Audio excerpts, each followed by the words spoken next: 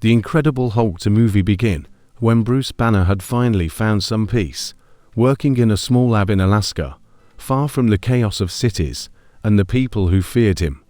He lived among nature, studying gamma radiation in isolation, trying to find a cure without the interference of governments or monsters. But at night, dreams haunted him, visions of destruction, rage, and a growing shadow darker than the Hulk ever was. Something inside him was changing, evolving, and he feared the Hulk was no longer the only beast lurking in his soul. A mysterious pulse of gamma radiation triggered a new mutation he couldn't understand, and he wasn't the only one affected. In New York, Dr. Leonard Samson, a former associate of Bruce's, was exposed to the same gamma spike. Unlike Bruce, Leonard embraced his transformation, becoming the powerful and unpredictable Doc Samson. While Bruce hid, Leonard sought fame and influence, claiming to be the evolved version of the Hulk, a hero with brains and brawn. The government quickly latched onto Leonard, branding him the new protector against future threats, but Leonard's desire for recognition slowly began corrupting him. Bruce learned of Leonard's mutation and was disturbed by the side effects: erratic behavior, aggression, and strange brain activity. When Bruce tried to contact Leonard, he was met with arrogance and threats. Leonard believed Bruce was a relic of the past, a dangerous mistake from the Hulk's era. Meanwhile, Bruce's own transformations began growing more intense and unpredictable. The Hulk wasn't just angry anymore, he was hurting, confused, and almost intelligent. Reports of gamma anomalies around the world started to surface. Mutations, strange creatures, and outbreaks began forming where gamma energy had leaked. Bruce tracked these events to a mysterious biotech corporation known as Echelon Dynamics. Their goal was to control gamma energy and use it to upgrade humanity. Behind this movement was a brilliant but dangerous figure, Dr. Audrey Vaughan, a geneticist who once admired Bruce's work but believed in evolution through force, not restraint.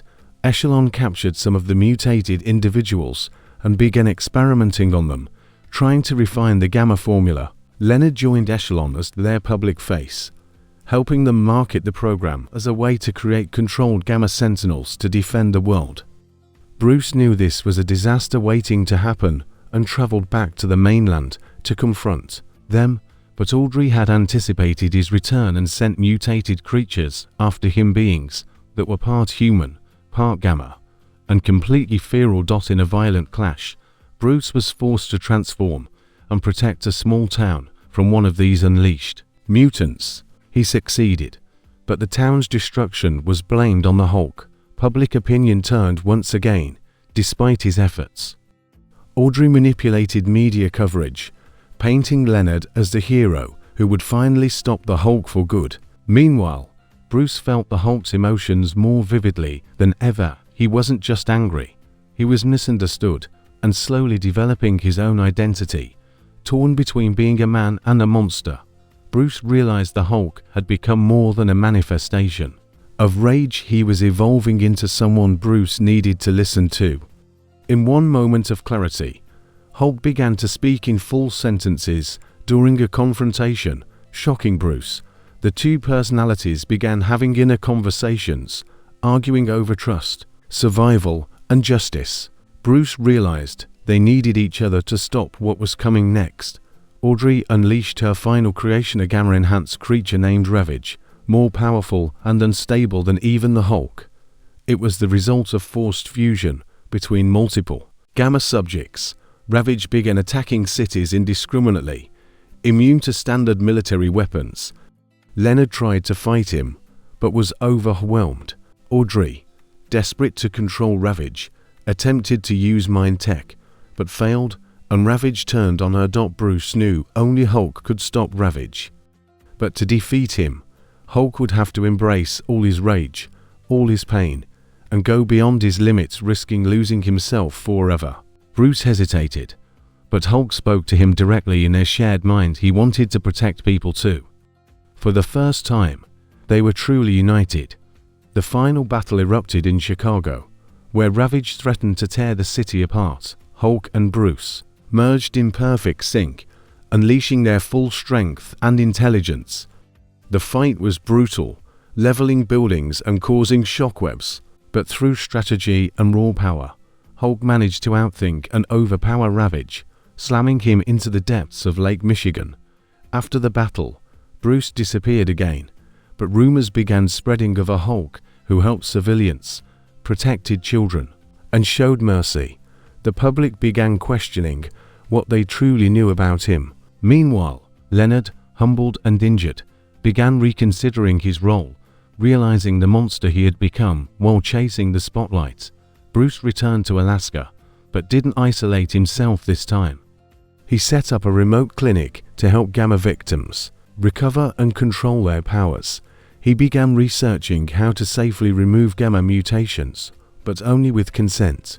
Hulk, now more sentient than ever, became a silent guardian of the area, watching from the woods.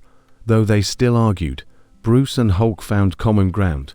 Both were tired of being hunted, tired of running, and ready to become something better, a balance between man and monster. Not perfect, not free of mistakes, but finally at peace.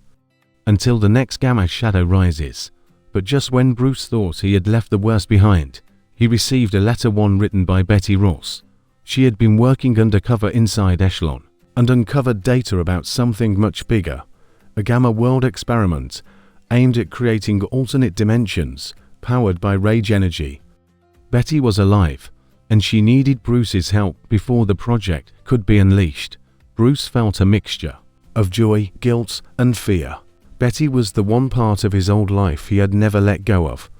Hulk, surprisingly, shared that pain. He remembered her face, her kindness. The letter reignited something in both of them, a purpose beyond surviving. This wasn't just about Gamma powers anymore. It was about family, redemption, and stopping the creation of a world where monsters would rule. As Bruce prepared to leave Alaska once more, he wasn't running this time.